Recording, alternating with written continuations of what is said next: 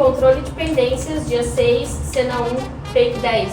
Vem cá, vem cá. Esse daqui é bom pra caralho.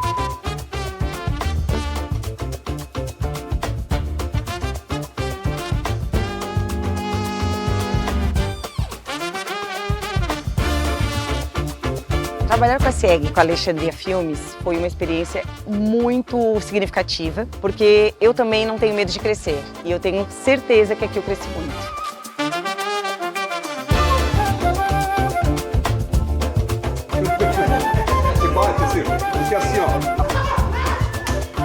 Pô, a gente viu ali o Dácio com uma palavra de união, de equipe, aí eu falei, pô, essa galera aí já é diferente.